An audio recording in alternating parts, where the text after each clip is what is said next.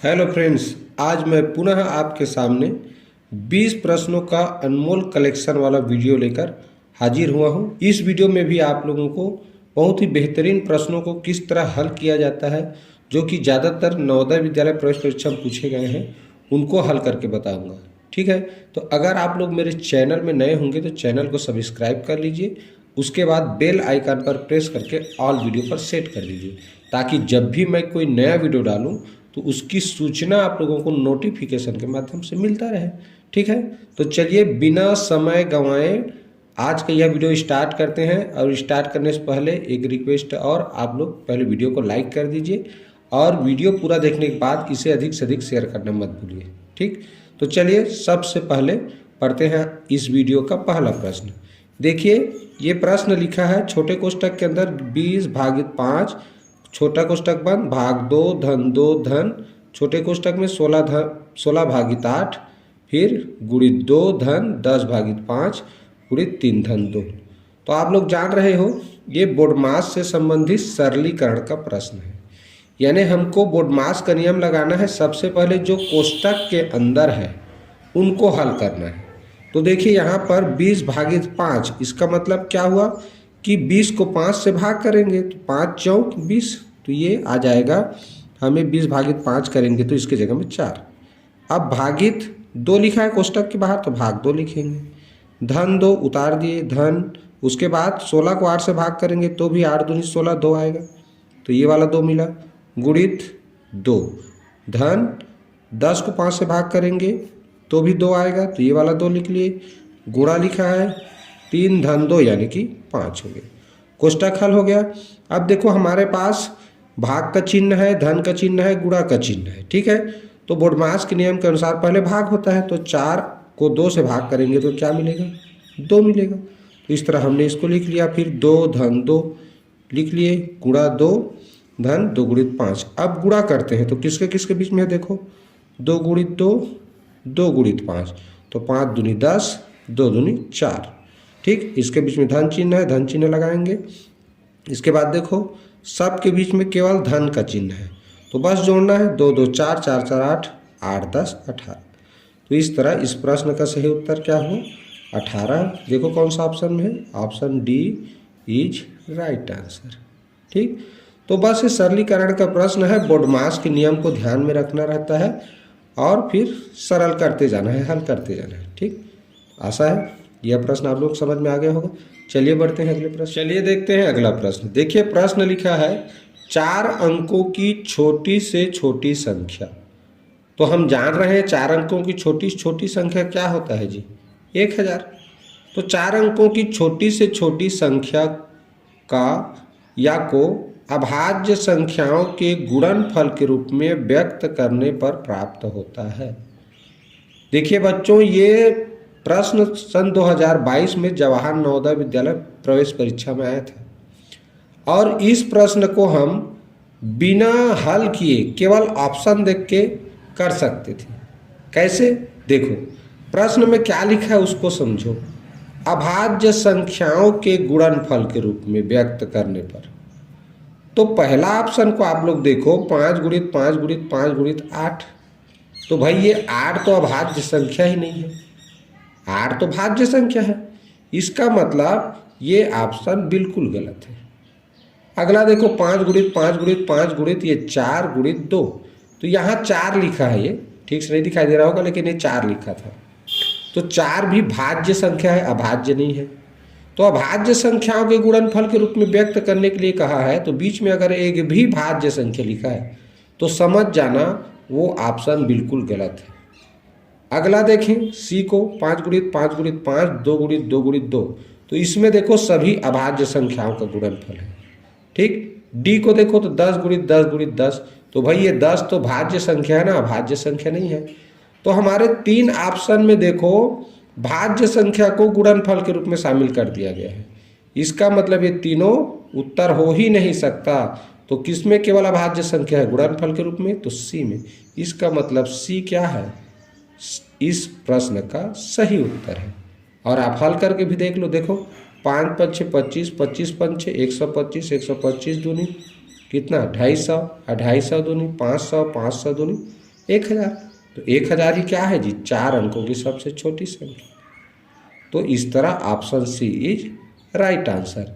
इसे हम केवल ऑप्शन को देखकर ही जान गए कि इन 3 ऑप्शनों में भाज्य संख्या को गुणनफल के रूप में शामिल कर दिया गया है, इसलिए ये तीनों ऑप्शन कभी भी सही उत्तर हो ही नहीं सकता, क्योंकि प्रश्न में अभाज्य संख्याओं के गुणनफल के रूप में व्यक्त करने के लिए कहा गया है। ठीक है, तो इस तरह से आप लोग ऐसे प्रश्न आते हैं, तो किसी भी गुणनफल के रूप में अगर अभाज्य संख्या के रूप में गुणनफल पूछा हो और भाज्य शामिल हो तो समझ जाना वह ऑप्शन गलत है। ठीक, चलिए देखते हैं अगला। चलिए प्रश्न पढ़ते हैं। 25, 45 तथा 75 का लघुत्तम समापवर्त यानी कि LCM है। सिंपल सा काम है, क्या करेंगे, तीनों का भाज्य गुणनखंड निकालेंगे। इस तरह क्या मिला हमको, 3 गुणित 3 गुणित 5 गुणित 5, 3 तिया 9, 5 पंचे 25, अब 25 ने क्या होता है 225। तो इस तरह ऑप्शन डी क्या है, 25, 45, 75 का लघुत्तम समापवर्त है। ठीक, आशा है यह भी समझ में आ गया होगा। चलिए बढ़ते हैं अगले प्रश्न की। चलिए देखते हैं अगला प्रश्न। यदि 72 तथा 180 का महत्तम समापवर्तक 36 है तो इनका लघुत्तम समापवर्त है।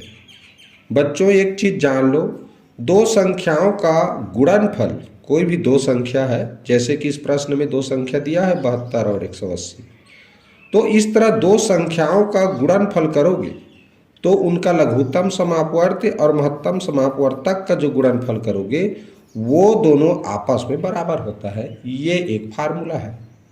तो हमको देखो दो संख्या तो पहले से पता है प्रश्न में 72 और 180, तो 72 और 180 को क्या गुणनफल के रूप में लिखेंगे। यहाँ लघुत्तम समापवर्त हमें जानना है, महत्तम समापवर्तक प्रश्न में दिया है 36। तो देखो ये जानना है लघुत्तम समापवर्त, तो क्या करेंगे 36 को पक्षांतर, तो 36 लघुत्तम समापवर्त के साथ गुणा के रूप में है, वो पक्षांतर करने पर भाग हो जाता है। तो इस तरह भाग कर दिए, तो देखो क्या करेंगे 36 एकम 36, 36 दूनी 72, नीचे क्या बचा 1, ऊपर 2 गुणित 180, 180 दूनी क्या होता है 360। तो यही 360 क्या है जी, ये 72 और 180 का लघुत्तम समापवर्त है।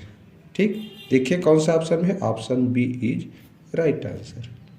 आशा है यह प्रश्न भी समझ में आ गया होगा। चलिए बढ़ते हैं अगले प्रश्न। चलिए प्रश्न पढ़ते हैं। एक रेलगाड़ी एक स्टेशन से 72 किलोमीटर प्रति घंटे की गति से 2:15 PM यानी कि दोपहर पर चलती है। इस दोपहर को ही अपराह्न भी कहते हैं ना, ध्यान रखिएगा। 90 किलोमीटर दूर एक स्टेशन पर यह कितने बजे पहुंचेगी। भाई समय पूछा है, तो समय बराबर क्या होता है दूरी बटे चाल। दूरी प्रश्न में दिया है 90 किलोमीटर, चाल भी दिया है 72 किलोमीटर प्रति घंटा। तो इस तरह इसको हल करेंगे तो क्या होगा, देखो 18 चौक 72, 18 पंच 90, तो 5/4 घंटा। अब इसको अगर विषम भिन्न है, अगर मिश्र भिन्न बनाए तो क्या होगा 1 सही 1/4, 4 से भाग करेंगे, 4 एकम 4, एक शेष बचता है उसको ऊपर, 4 से 4 भाजक है तो नीचे। इस तरह 1 सही 1/4 घंटा का समय लगेगा। अब चूंकि इसको मिनट में बनाना है, ठीक है, तो 1/4 को मिनट बनाते हैं तो 60 से गुणा करते हैं 60 मिनट से। तो इस तरह 4 एकम और 4 15, तो क्या आया 15 मिनट। 1/4 घंटा को हमने मिनट में बदला तो मिला 15 मिनट। तो इस तरह 1 घंटा और 1/4 बने 15 मिनट समय उस रेलगाड़ी को कहाँ 90 किलोमीटर दूर स्टेशन तक पहुँचने में लगा। तो चला था वो 2:15 में और 1 घंटा 15 मिनट उसको समय लगा अगला स्टेशन जाने में। तो दोनों को जोड़ते हैं भाई, तो 15 15 30 और 2 1 3, यानी कि 3:30 PM यानी कि दोपहर कह सकते हैं या अपराह्न में वो पहुंचा। तो देखो कौन सा ऑप्शन दिया है, option B is right answer. ठीक, तो इस तरह के प्रश्न को हल करने के लिए क्या करना रहता है, अगले स्टेशन पर कब पहुंचेगा कह रहा है, मतलब समय जानना है। शुरुआत का समय दिया है तो समय बराबर दूरी बटे चाल होता है। इसमें मान रखेंगे, समान इकाई था इसमें, देखो किलोमीटर इसमें भी है किलोमीटर इसमें भी, तो कुछ बदलने की जरूरत नहीं था। केवल क्या किए, भिन्न में मिला घंटा उसको 60 से गुणा करके मिनट में बना लिए। इस तरह घंटा और मिनट जैसे ही मिला फिर प्रश्न में जो शुरुआत समय दिया है उसमें जोड़ देते हैं। तो अगला स्टेशन पर कितने बजे पहुंचेगा उसका समय हमें पता चल जाता है। ठीक है, आशा है यह प्रश्न भी समझ में आ गया होगा। चलिए बढ़ते हैं अगले। चलिए प्रश्न पढ़ते हैं। एक हॉल की लंबाई तथा चौड़ाई में 23 मीटर का अंतर, यानी लंबाई ज़्यादा है चौड़ाई से। यदि हॉल में फर्श का परिमाप 206 मीटर है, यह मीटर है, तो इसके फर्श का क्षेत्रफल वर्ग मीटर में है। प्रश्न में पूछा क्या है? क्षेत्रफल। अब प्रश्न में दिया क्या है? परिमाप। इससे सिद्ध होता है कि हमको इसी परिमाप से ये लंबाई चौड़ाई निकालना है, और लंबाई चौड़ाई जैसे ज्ञात होगा फिर हम क्षेत्रफल आसानी से ज्ञात कर सकते हैं, आप सभी जानते हैं। तो बस यही नियम है। तो इस प्रकार के प्रश्न को एक्स विधि से बनाना बहुत सरल होता है। कैसे? देखो, माना कि हॉल की चौड़ाई x मीटर है। क्या मानेंगे? x metre. चौड़ाई को क्यों माने? क्योंकि चौड़ाई से कम या ज़्यादा है लंबाई, तो जिससे कम या ज़्यादा होता है उसी को x मानते हैं। तो माना कि हॉल की चौड़ाई x मीटर है, तो प्रश्नानुसार प्रश्न में लिखा है ना 23 मीटर का अंतर है। 23 मीटर का अंतर है माने लंबाई बड़ा है, लिखा है चौड़ाई छोटा, तो लंबाई बड़ा है 23 मीटर का। तो इस तरह लंबाई बराबर क्या होगा? इस x से यानी कि चौड़ाई से 23 मीटर प्लस यानी ज़्यादा है। अब हमें चौड़ाई का मान पता चल गया x में और लंबाई भी। अब फर्श का परिमाप देखो प्रश्न में दिया है कितना? 206 मीटर। अब परिमाप बराबर क्या होता है? 2 गुणित लंबाई धन चौड़ाई, ये सूत्र है परिमाप का। तो लंबाई का मान x धन 23 मीटर माने है, देख लो, उसके जगह में लिख दिए। चौड़ाई का मान x माने है, उसके जगह में लिख दिए। अब कोष्टक को हल करेंगे तो x और x जोड़ के 2x धन 23 हो गया। ठीक, अब इसको गुणा करेंगे, कोष्टक हटाना है, तो ये 2 बाहर में है, कोष्टक के साथ गुणा है तो गुणा करेंगे तो 2 दूनी 4x और 2 का 23 से गुणा होगा 46। इस बगल में क्या है? 206 जो कि प्रश्न में दिया है। हमें इस x का मान जानना है यानी चौड़ाई का, तो लंबाई का भी पता चल जाएगा। तो 46 को पक्षांतर करेंगे तो प्लस में है तो माइनस में हो जाएगा। 206 में 46 घटाओगे 160। अब 4x है तो 4 को पक्षांतर करना है x का मान जानने के लिए, तो 4 गुणा में है वो भाग हो जाएगा। तो 4 चौक 16, 4 शून्य शून्य, यानी कि चौड़ाई x बराबर क्या मिला? 40 मीटर। और लंबाई बराबर क्या माने हैं जी? x धन 23 यानी 23 मीटर ज़्यादा है। तो इस तरह 40 में 23 जोड़ दिए थे, कितना हुआ? 63 मीटर। ठीक, अब सिंपल से काम क्या कि भाई हमको लंबाई भी पता चल गया 63 मीटर, चौड़ाई भी। प्रश्न में क्षेत्रफल पूछा है, तो क्षेत्रफल बराबर क्या होता है? लंबाई गुणित चौड़ाई। तो लंबाई 63, चौड़ाई 40, दोनों का गुणा करोगे तो मिलता है 2520 यानी 2520 वर्ग मीटर। कैसे? शून्य का शून्य करते हैं, 4 तिया 12 हासिल है, 4 छक्का 24 25 है ना, 2520 वर्ग मीटर। तो इस तरह से बच्चों ऐसे कठिन प्रश्नों को भी आप एक सामान्य वाला विधि से प्रश्न को समझे रहोगे तो आसानी से हल कर सकते हैं। ठीक है, तो आशा है यह प्रश्न भी आप लोगों को समझ में आ गया होगा। चलिए बढ़ते हैं अगले प्रश्न की। चलिए पढ़ते हैं अगला प्रश्न। देखिए लिखा है 8% वार्षिक दर से साधारण ब्याज पर कितने वर्षों में, क्या लिखा है? कितने वर्षों में समय पूछा है। 1500 1800 हो जाएंगे। इसका मतलब क्या है? ये 1500 मूलधन है, 1800 हो जाएंगे लिखा रहता है, वो हमेशा मिश्र धन होता है। हो जाएंगे, प्राप्त होगा, कितने मिलेंगे अंतिम में, ये जो लिखा होगा ना वो मिश्र धन होता है और ये धन मूलधन है। तो देखो प्रश्न में पूछा क्या है हमको उसको समझना रहता है, कितने वर्षों में। और समय का सूत्र होता है बच्चों ब्याज गुणित 100 बटे मूलधन गुणित दर। ठीक, तो यहाँ पर हमको देखो ब्याज चाहिए, मूलधन और दर चाहिए। तो दर तो प्रश्न में दिया है, मूलधन भी दिया है, ब्याज हमको पता नहीं है, इसीलिए सबसे पहले क्या ज्ञात करेंगे? ब्याज ज्ञात करेंगे। तो ब्याज बराबर क्या होता है? मिश्र धन में से मूलधन को घटा दो। तो ये दोनों तो दिया हुआ है, देखो ये मूलधन ये मिश्र धन, तो इस तरह मिश्र धन में से मूलधन को घटा दिए तो क्या मिला? 300। 1800 मिश्र धन है, 1500 मूलधन है, तो घटाने पर 300 रुपये मिला। यही क्या है? ब्याज है। बस अब ब्याज मिल गया तो समय के सूत्र में मान रख के समय निकाल सकते हैं। तो ब्याज की जगह में 300 गुणित 100, मूलधन है 1500 और दर दिया है प्रश्न में 8। हल करेंगे क्या होगा, देखो 0 0 कट गया, 3 1 कम 3 5 6, 5 से इसको करोगे 5 दूनी 5 शून्य, तो 20 बटे क्या मिला 8। अब 20 बटे 8 को हल करोगे तो इस तरह मिलता है 2 सही 1 बटे 2। कैसे हल करोगे भाई, देख लो 20 को 8 से हल करोगे तो 8 दूनी 16, क्या बचा 4। अब जान रहे हो शेष फल को लिखते हैं ऊपर, भाजक को लिखते हैं नीचे, तो ये हल होगा ना 4 1 कम 4 दूनी। तो इस तरह क्या मिला 2 सही 1 बटे 2 वर्ष, जिसको 2.5 वर्ष भी कहा जाता है। तो कौन से ऑप्शन में है, देखो option C is right answer. ठीक, तो इसमें ध्यान क्या रखा गया कि भाई हमको समय चाहिए, प्रश्न में पूछा है समय, तो समय तब पता चलता है जब ब्याज मूलधन दर तीनों चीज पता हो। तो ब्याज नहीं दिया था लेकिन मिश्र धन और मूलधन तो दिया था ना प्रश्न में, तो मिश्र धन में से मूलधन घटाए तो निकल गया ब्याज, बस सूत्र में मान रखे तुरंत उत्तर मिल गया। ठीक, आशा है समझ में आ गया होगा।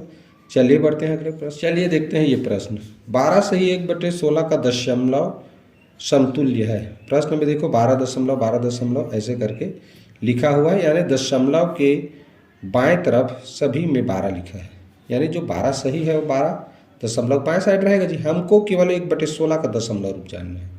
तो ये एक चीज़ याद रखो, जब भी 12 से 1 बटे 16 में केवल 1 बटे 16 का दशमलव रूप जानना है, तो किसी भिन्न में एक अंश के हर का मान 11 या 11 से बड़ा हो, कहाँ तक 99 तक, तो कोई भी संख्या हो तो दशमलव के बाद दशांश में एक शून्य आना निश्चित है।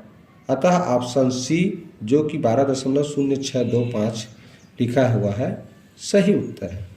कैसे, देखो मैंने क्या कहा, ये अंश में 1 हो और नीचे में हर में अगर 11 या 11 से बड़ा संख्या लिखा रहता है तो दशमलव बाद 0 रहना जरूरी है। तो इसमें देखो दशमलव बाद 0 नहीं है, मतलब ये दोनों ऑप्शन ऐसे ही गलत हो गया। इसमें है, इसमें है, लेकिन जैसे ही हम शून्य बढ़ाते जाएंगे तो हमको 100 मिलेगा और 16 को और 100 को 6 से भाग करने पर 16 6 का 96, तो दशमलव बाद 0 हो और 6 हो, वही ऑप्शन सही है। तो इसमें तो 5 है, इसका मतलब सी ही राइट आंसर है। देख लो इस तरह हल करेंगे तो 0.06 आ रहा है। अब पूरा हल करके देखने की जरूरत नहीं है बच्चों, 0.06 यानी कि दशमलव बाद 0.6 केवल एक ही ऑप्शन में है, बाकी किसी में नहीं है। तो जान लो यही सही उत्तर है और आगे हल करने की जरूरत नहीं है। ठीक, तो इस तरह option C is right answer. मैंने इसमें बताया क्या, उसको ध्यान देना। कभी भी अंश में 1 हो, नीचे 11 या 11 से बड़ा 2 अंकों की चाहे कोई भी संख्या हो 99 तक, तो उत्तर में हमेशा दशमलव बाद एक शून्य आना जरूरी है। अगर आप इस नियम को जानते हो तो ये दोनों ऑप्शन तुरंत गलत कर सकते हो, ये नियम अगर ध्यान में रहेगा तो, जिसे यहाँ मैंने लिखा है। ठीक, तो ऐसे में क्या होता है, ये सब जानने से हम सही ऑप्शन तक आसानी से पहुँच सकते हैं। ठीक, तो ये रहा हमारा ये प्रश्न। चलिए बढ़ते हैं अब अगले प्रश्न की ओर। चलिए प्रश्न पढ़ते हैं। देखिए लिखा है 0.0725 को सरलतम भिन्न के रूप में लिखने पर प्राप्त होता है। ये दशमलव वाली संख्या है, और बता दूं दशमलव वाली संख्या को कभी भी भिन्न में बदलना है तो क्या किया जाता है, इस तरह बटे चिन्ह कर दो, दशमलव के नीचे लिखो 1 और दशमलव बाद जितने अंक हैं उसके जगह में लिखा जाता है 0। तो दशमलव बाद देखो 1 2 3 4 अंक है तो 4 0 रहेगा। अब दशमलव हटा दोगे यहाँ से तो ये बन जाएगा 725 और ये नीचे बना हमारा कितना 10,000, 4 अंक है तो 4 0। ठीक, तो बस इसी को हल किए हैं, किससे भाग जाएगा 25 से, 25 चौक 100, 25 शून्यम 25 शून्यम, 25 दूनी 50, कितना बचेगा 22, तो 22 यानी 225 बना। इस तरह 25 से 225 को भाग देंगे तो 9 बार जाता है। तो इस तरह क्या मिला 29/400। यही क्या है इस प्रश्न का सही उत्तर है। देखो कौन सा ऑप्शन में, option B is right answer. ठीक, तो कभी भी दशमलव वाली संख्या को सरलतम भिन्न में लिखने के लिए कहे तो 3 स्टेप है। पहला, दशमलव के स्थान पे 1 लिखना नीचे, उसके बगल में दाएं तरफ जितना भी अंक हो उसके जगह में 0 लिख दो, फिर दशमलव हटा के लिख देते हैं। उसके बाद ये किसी संख्या से विभाजित हो रहा हो तो विभाजित कर देते हैं, यानी सरल कर देते हैं। फिर जो सरलतम रूप प्राप्त होगा और किसी संख्या से विभाजित मत हो, वो सरलतम भिन्न कहलाता है। तो यही सरलतम भिन्न के रूप में जब मिलेगा वही क्या हो जाएगा, उस प्रश्न का आंसर। ठीक, आशा समझ में आ गया होगा। चलिए बढ़ते हैं। देखिए प्रश्न लिखा है, एक साइकिल की कीमत में 20% की घटोतरी को कहा जाता है कमी, पर उसकी खरीदारी यानी मांग में 20% बढ़ोतरी होती है। दुकान की बिक्री पर इसका असर। यहाँ बच्चों घटोतरी और बढ़ोतरी को समझ लो। घटोतरी यानी कमी होता है, बढ़ोतरी यानी वृद्धि, बढ़ना। ठीक, तो जब भी इस तरह का प्रश्न आएगा, जब भी घटोतरी यानी कमी प्रतिशत व बढ़ोतरी यानी वृद्धि प्रतिशत बराबर हो, देखो 20% घटोतरी हुआ, 20% बढ़ोतरी हुआ, उस कंडीशन में याद रखो हमेशा के लिए कि कमी प्रतिशत ही उत्तर आएगा। जब भी कमी प्रतिशत और वृद्धि प्रतिशत का ये जो संख्यात्मक मान है ये अगर बराबर है तो दिमाग में बसा लिए रहो, वो हमेशा कमी प्रतिशत के रूप में ही उत्तर आता है। ठीक, अब इसका एक सिंपल सा फार्मूला है, क्या? घटोतरी प्रतिशत और बढ़ोतरी प्रतिशत को आपस में गुणा कर दो और फिर 100 से भाग कर दो। इस तरह जो भी मान आएगा उसको प्रतिशत कमी के रूप में लिख दो। तो देखो घटोतरी दिया है 20%, बढ़ोतरी दिया है 20, 100 से भाग करेंगे क्या होगा, 1 जीरो ऊपर, दोनों जीरो कट के क्या आया, 2 गुणित 2, तो 2 गुणित 2 माने 4, तो 4% क्या हो जाएगा, कमी हो जाएगा। बहुत सरल प्रश्न, देखते ही बना सकते हो। जब भी कमी प्रतिशत वृद्धि प्रतिशत की जो संख्यात्मक मान है समान है, सिंपल सा काम, 0 वाला है तब तो केवल 2.5 के अंक का गुणा कर दिए, 2 दूनी 4%, कमी होना निश्चित है, मैं बताया हूँ। ठीक, आशा है समझ में आ गया होगा। चलिए बढ़ते हैं अगले प्रश्न। चलिए देखिए, बहुत ही सरल प्रश्न है। 2 अंकों वाली प्राकृत संख्याओं की संख्या है। तो हम सब जानते हैं 1 अंकों की कुल प्राकृत संख्या 9 होता है, 1 से लेकर 9 तक बस। 2 अंकों की होता है 90। 2 अंकों की कुल प्राकृत संख्याओं की संख्या कितना है जी, 90। बस 0 बढ़ाते जाना है। 2 अंकों की 90, 3 अंकों के पूछे तो 900, एक 0 बढ़ा रहे हैं। 4 अंकों की कुल प्राकृत संख्याओं की संख्या कितना है, 9000। तो इस तरह ये आप लोगों को याद रख लेना है, फिर आसानी से बना सकते हैं। ठीक, आशा समझ में आ गया होगा। चलो देखते हैं अगला प्रश्न। देखिए प्रश्न लिखा है, एक संख्या से उसके अंकों का योगफल घटा दिया जाता है, परिणाम स्वरूप प्राप्त संख्या सर्वदा विभाजित होगी। तो एक संख्या से उसके अंकों के योगफल घटाना है कह रहे हैं, तो देखो 3 प्रकार का मैंने संख्या लिख लिया है, 13, 94, 100। अब ये मिल गया हमारा संख्या। अब कह रहा है उसके अंकों का योगफल को घटाओ। तो 13 के अंक है 1 और 3, 3 और 1 को जोड़ेंगे 4। अब इस संख्या में से अंकों का योगफल आ रहा है 4, उसको घटाए तो 9 आया। 94 एक संख्या लिया मैंने, इसका अंकों का योगफल 9 4 13, 13 को 94 से घटाए 81 आया। 100 एक संख्या लिया, अंकों का योगफल करेंगे तो 1 ही आएगा, घटाए तो कितना आया, 99। अब ये जो 4 ऑप्शन दिए हैं उनमें से ज़रा चेक करो, ये जो अंतरफल आया है घटाने के बाद जो संख्या मिला है केवल 9 से ही विभाजित होगा। 9 1 कम 9, 9 9 81, 9 11 99। 5 से तो होगा ही नहीं, इकाई में 5 या 0 नहीं है। 8 से भी नहीं होगा, सम संख्या ही नहीं है। 2 से भी नहीं होगा, सम संख्या नहीं। तो इससे पता चला कि वास्तव में कोई भी संख्या से उसके अंकों का योगफल अगर घटा देते हैं तो घटाने पर जो संख्या मिलता है वो हमेशा 9 से ही विभाजित होता है। आप कोई भी संख्या लिखकर उसके अंकों का योगफल को घटा के देखो, वो जो संख्या प्राप्त होगा घटाने के बाद वो हमेशा 9 से ही विभाजित होता है। ठीक, तो इस चीज़ को अच्छे से याद रखो, बहुत काम आएगा। ठीक, चलिए बढ़ते हैं अगले प्रश्न की ओर। चलिए प्रश्न पढ़ते हैं। देखिए प्रश्न लिखा है, एक शीशे के घन जिसकी भुजा 6 सेंटीमीटर है। घन किसे कहा जाता है? ऐसी ठोस आकृति जिसकी लंबाई चौड़ाई ऊंचाई समान, और चूंकि समान है इसलिए एक भुजा का मान दिया है। ठीक, जैसे वर्ग होता है, वर्ग में एक भुजा का मान दिया जाता है क्योंकि लंबाई चौड़ाई समान होता है। ठीक है। तो ऐसे ही एक शीशे का घन है जिसकी भुजा 6 सेंटीमीटर है, को पिघलाकर 27 एक समान घन बनाए जाते हैं। अब जो छोटे छोटे घन बनाए उसे काट के पिघला के उसकी संख्या है 27। इस प्रकार बने प्रत्येक छोटे घन की भुजा की लंबाई है। देखो, इसके पहले मैंने कई प्रश्न में एक सूत्र बताया था, टाइलों की संख्या हो या बनने वाले घनों की संख्या प्रश्न में आए। तो घनों की संख्या जानना है तो बड़े घन का आयतन, यानी जिस घन को पिघलाकर या काट कर छोटा घन बनाया जा रहा है, तो उस बड़े घन के आयतन को, यानी कि लंबाई गुणित चौड़ाई गुणित ऊंचाई, चूंकि घन है तो भुजा गुणित भुजा होगा, उसको लिखा जाता है अंश में। अब बटे में एक छोटे घन का आयतन जो बनाया जा रहा है एक समान आकार का, उसका आयतन एक घन का आयतन नीचे लिखते हैं। अब देखो, प्रश्न में क्या घनों की संख्या प्रश्न में दिया है, तो क्या करेंगे, ये छोटे घन का आयतन यानी भुजा गुणित भुजा हमको नहीं पता, छोटे घन का भुजा नहीं पता ना, इसको करेंगे पक्षांतर इधर, तो ये इधर आएगा, तो ये चला जाएगा इधर। ठीक, ये पक्षांतर होगा तो ये भाग वाला अंश में आ गया, अंश वाला हर में चला गया। ठीक, तो बस इन दोनों का मान हमको पता है, क्या, बड़े घन का आयतन यानी बड़े घन की भुजा का मान दिया है 6 सेंटीमीटर।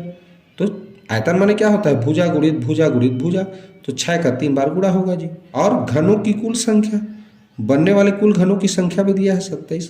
तो बस इसको हल करना है। कैसे, देखो, 3 दूनी 6, 3 निया 27, यहाँ से 3 दूनी 6, 3 तिया 9, 3 एक कम 3 दूनी क्या मिला, 2 गुणित 2 यानी 2 दूनी 4, 4 दूनी 8। अब यहाँ भुजा का घन है यानी भुजा का घात 3 है, क्योंकि घन का आयतन बराबर होता है भुजा का घात 3। तो घात 3 को जब पक्षांतर करते हैं तो घनमूल बन जाता है, ये घनमूल है। तो 8 का घनमूल निकालेंगे तो क्या आएगा, 2। घनमूल का मतलब क्या हुआ कि 2, 8 का ऐसा कौन सा संख्या है, तो 8 का ऐसा कौन सा संख्या है जिसका आपस में 3 बार लिख कर गुणा करें तो 8 मिलेगा। तो देख लो, 2 दूनी 4, 4 दूनी 8, तो इस तरह 8 का घनमूल क्या है, तो इस तरह 2 सेंटीमीटर हो जाएगा उस छोटे वाले घन का एक भुजा का मान। देखो कौन सा ऑप्शन में है, ऑप्शन बी 2.0 सेंटीमीटर, तो 2 ही सेंटीमीटर लिखा है। यही क्या है, इस प्रश्न का आंसर है। किए क्या, उसको ध्यान में रखो, इतना लंबा चौड़ा आप लोगों को नहीं करना है। तुरंत बड़े घन का मान दिया है उसको लिखे, उसके बाद क्या किए, घनों की संख्या दी है उससे भाग कर दो, भाग करने के बाद क्या करेंगे, जो संख्या आएगा उसके घनमूल।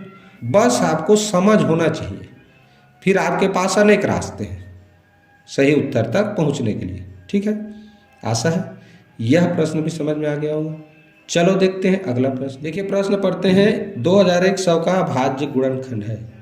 देखो, 2022 में इस तरह के 2 प्रश्न आए थे। अब मैंने पिछले प्रश्न में भी बताया सही उत्तर कैसे पहचानेंगे। तो सबसे पहले देखेंगे ऐसा गुणनखंड जिसमें भाज्य संख्या लिखा होगा, तो वो उत्तर हो ही नहीं सकता। तो यहाँ देखो, 2 गुणित 2 गुणित 7 गुणित 15, अब 15 भाज्य संख्या है, इसका मतलब ये ऑप्शन गलत है, क्योंकि अभाज्य गुणनखंड पूछा है। तो भाज्य संख्या लिखा है तो अभाज्य गुणनखंड कहा गया है, तो ये तो गलत होगा ना। यहाँ देखें, 2 गुणित 3 गुणित 5 गुणित 35, अब 35 भी क्या है जी, भाज्य संख्या है, तो ये ऑप्शन भी गलत है।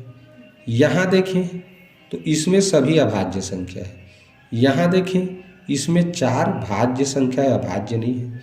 इसका मतलब ये ऑप्शन सी ही सही उत्तर है, क्योंकि 3 ऑप्शन में तो भाज्य संख्या को एक एक डाल दिया गया है ना, और भाज्य संख्या को अभाज्य गुणनखंड कहा गया है, तो कैसे सही करेंगे। तो यही जो ऑप्शन है सी, जिसमें सभी अभाज्य संख्याओं का गुणनफल के रूप में लिखा गया है, इस प्रश्न का सही उत्तर है।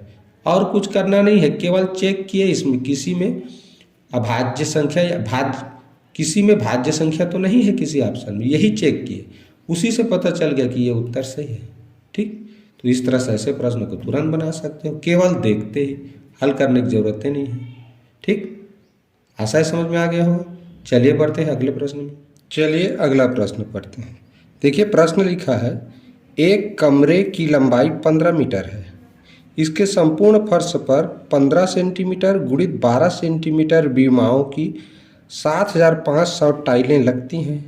कमरे की चौड़ाई है।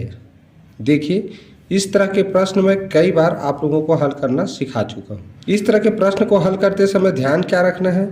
देखिए, जब भी टाइलों की संख्या जानना रहता है, इस तरह के प्रश्न आते हैं, तो वहाँ पर मैं एक सूत्र सिखाया था आप लोगों को कि जहाँ पर टाइल लगाना है उस फर्श का क्षेत्रफल को अंश में लिखना और एक टाइल के क्षेत्रफल से भाग देना, जो टाइल लगाया जा रहा है उसी का क्षेत्रफल से।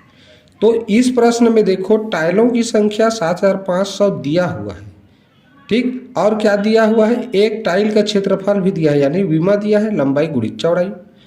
और प्रश्न में फर्श का, कमरे की लंबाई दिया है, माने कि फर्श का लंबाई दिया है, चौड़ाई जानना है। तो फर्श का क्षेत्रफल बराबर क्या होता है? लंबाई गुणित चौड़ाई। तो यहीं से हमारा निकलेगा। तो इस तरह ये जो फर्श का क्षेत्रफल है उसको एक तरफ रखेंगे और ये टाइल का जो विमा दिया है, जहाँ से क्षेत्रफल ज्ञात किया जाता है, उसको पक्षांतर करेंगे टाइलों की संख्या की तरफ।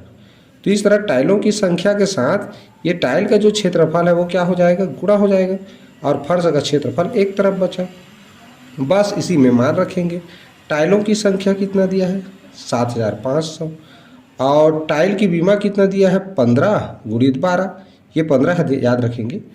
और इस तरह फर्श का क्षेत्रफल के लिए क्या करेंगे? देखो 15 मीटर लिखा है, तो ये सेंटीमीटर में है, इसलिए इसको भी सेंटीमीटर में। तो 15 मीटर बराबर 1500 सेंटीमीटर, और चौड़ाई हमको जानना है। बस चौड़ाई जानना है तो इसको करेंगे पक्षांतर, तो गुणा में है तो भाग में हो जाएगा। बस इसको अब हल करेंगे। क्या करेंगे? देखो, 2 शून्य ऊपर 2 शून्य नीचे, कट गया। 15 एक कम, 15 पचे 75, आ गया। क्या बचा? 5 गुणित 15 गुणित 12। बस इसको हल करो, कितना आएगा? 900। अब चूंकि ऑप्शन में मीटर में दिया है तो 900 सेंटीमीटर आया, तो 900 सेंटीमीटर बराबर क्या होता है? 9 मीटर, क्योंकि 100 सेंटीमीटर बराबर 1 मीटर होता है। तो इस तरह से हमको कौन सा ऑप्शन मिला? Option A is right answer.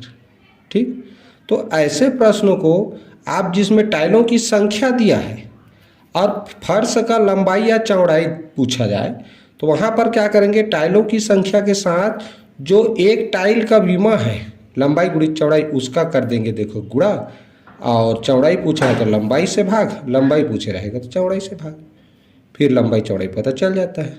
ठीक, तो इस तरह से ऐसे प्रश्नों को हल किया जाता है। आशा है ये प्रश्न भी समझ में आ गया होगा। चलिए बढ़ते हैं अगले प्रश्न की ओर। चलिए प्रश्न पढ़ते हैं। देखिए लिखा है, एक तार 2 सही 3/4 मीटर लंबा है, वह 2 भागों में टूट जाता है। एक भाग दूसरे भाग से 5/8 मीटर बड़ा है। तार के बड़े भाग की लंबाई है, ये पूछा है।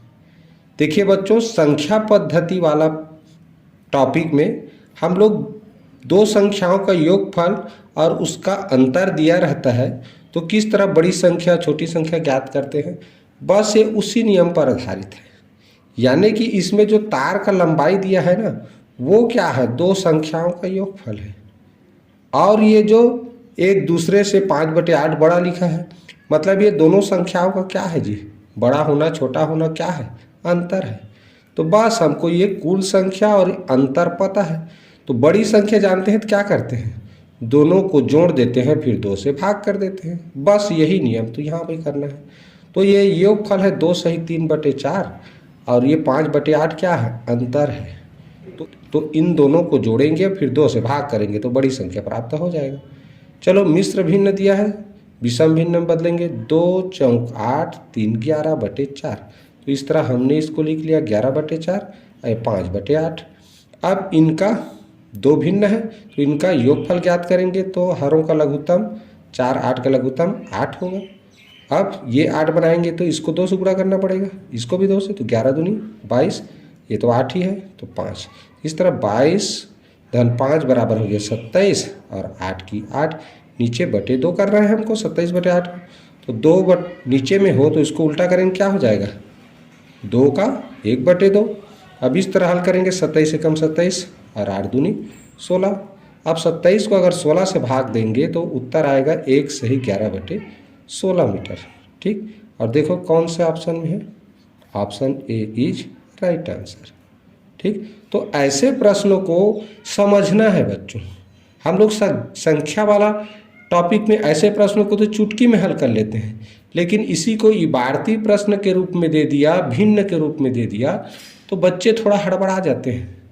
तो आप लोग देखेंगे जो कुल लंबाई दिया रहता है वो हमेशा दो संख्याओं का योगफल है, समझो।